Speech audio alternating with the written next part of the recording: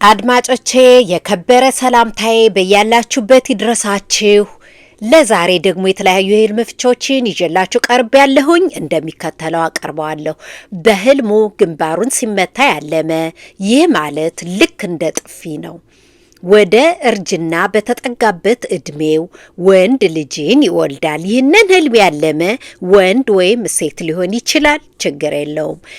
በህልም ግንባርንና አፍንጫን ማየት የዛን ሰው ደረጃ፣ ክብር፣ ጀግንነት ያመለክታል። ማንኛውንም ጉብዝና በመናገር ወይንም በድርጊት ያለውን ክብር እና ዝናን ያመለክታል። በህልም ለስላሳ ግንባርን ያለመ ምንም መስመር መጨማደድ የሌለበትን ማለት ነው።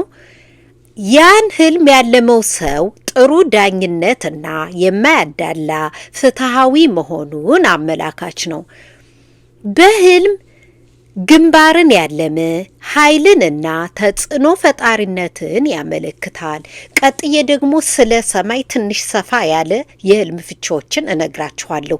በህልም ወደ የጠራ ሰማያዊ ከለር ሰማይ እየተመለከተ ያለመ ሰላምን እና ነጻነትን ያመለክታል።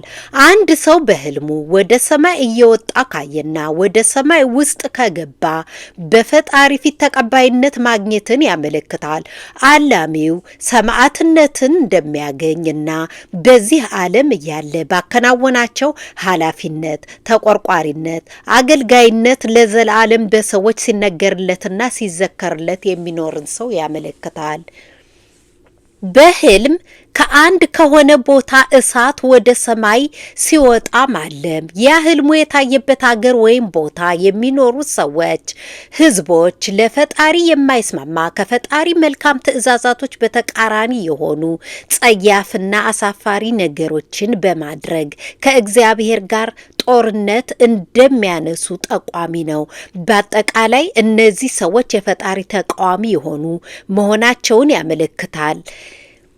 ይህ ህልም የታለመበት ቦታ ሰዎች በፍጥነት ኃጢአታቸውን በመናዘዝ በመናገር ንስሐ ገብተው ከአምላክ እንዲታረቁ ትልቅ ማስጠንቀቂያ ነው።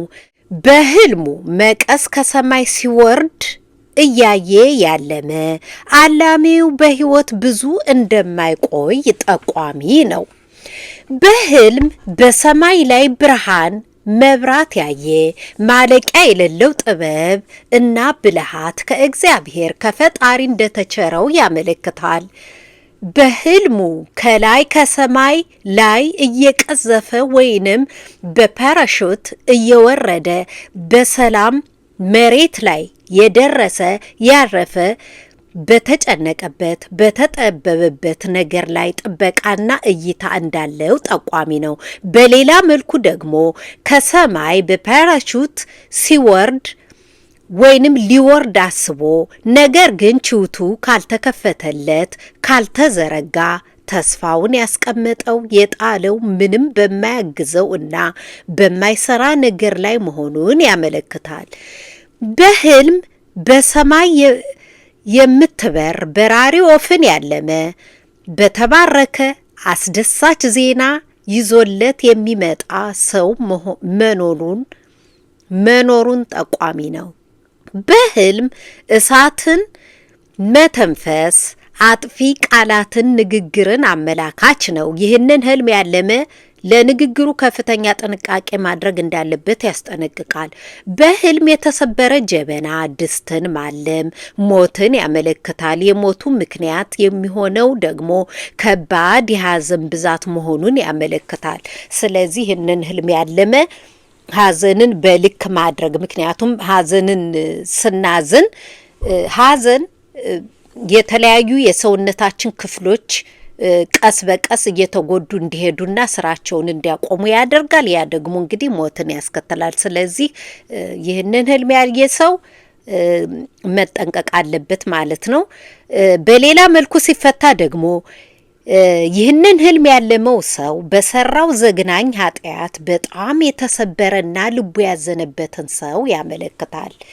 የቡና ጀበና በህልሙ ያየ ከደስታ ጋር የተጣመረ ሰውን፣ ታማኝነት መጨመርን፣ ወንድ ልጅን፣ አገልጋይን፣ ትንሽ ከተማን፣ አትራፊ ንግድን ወይንም ጉዞን ያመለክታል።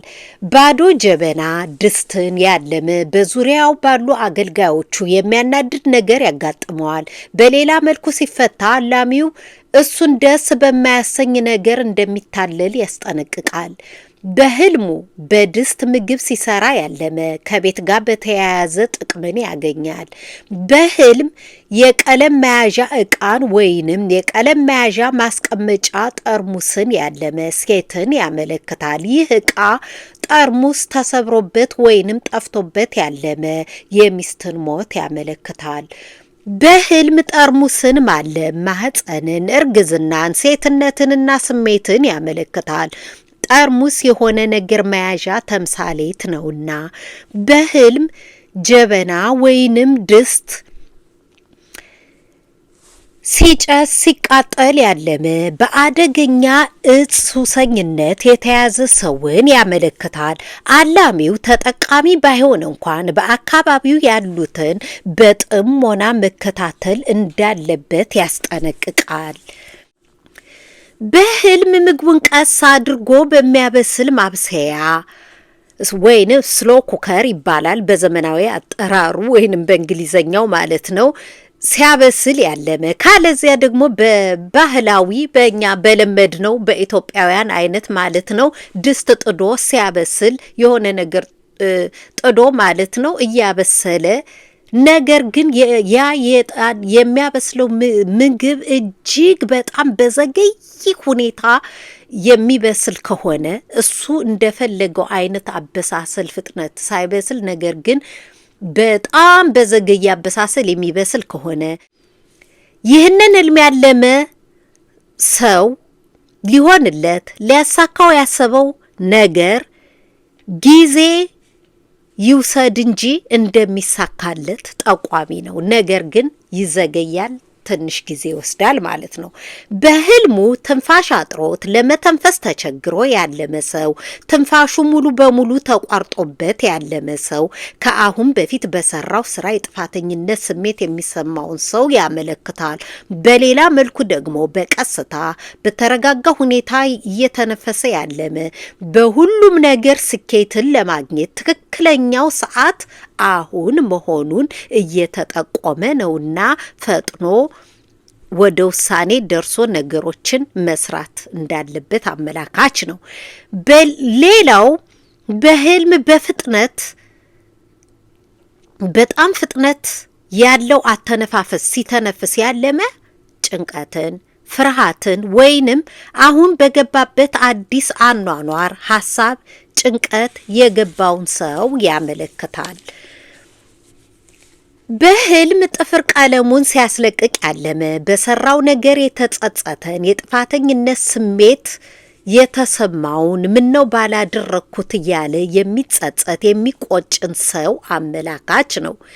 በህልሙ የእግር ጥፍር ያለመ ሌላ ሰው የማያውቀው የሆነ የሚኮራበት የሚመካበት ነገር እንዳለው ጠቋሚ ነው። የእግር ጥፍርን የጥፍር ቀለም ሲቀቡ ማለም የእናንተን እውነተኛ ማንነት ከሚያውቅ ሰው ጋር በፍቅር መውደቅን አመላካች ነው። በሌላ መልኩ ይህንን ህልም በጣም በራሱ የሚተማመን ሰውም ያልመዋል። አድማጮቼ ለዛሬ ይዤላችሁ የቀረብኩት የህልም ፍቺዎችን ይህንን ይመስላል። እናም የእንቅልፍ ሰዓታችሁን በትክክል ለመጠቀም ሞክሩ። በአረባ ነገር ብዙ የተለያዩ ጥቅም በሌላቸው በሶሻል ሚዲያዎች ላይ እንቅልፋችሁን በማባከን ህልማችሁን ሳታልሙ እንዳታድሩ መጠንቀቅ አለባችሁ። በቂ እንቅልፍ ማግኘት አለባችሁ። ምክንያቱም በህልማችን ነው ስለ ወደፊታችን ብዙ በጣም ብዙ ሚስጥሮችን የሚነግረን። ስለዚህ እንቅልፋችሁን በበቂ ሁኔታ ለመተኛትና ከእግዚአብሔር ጋር ደግሞ ለመገናኘት ሞክሩ ማለት ነው። በቀጣዩ ደግሞ ሌላ ህልም ፍቾችን ይዤላችሁ ቀርባለሁ። በያላችሁበት ሰላም ቆዩኝ። ቻው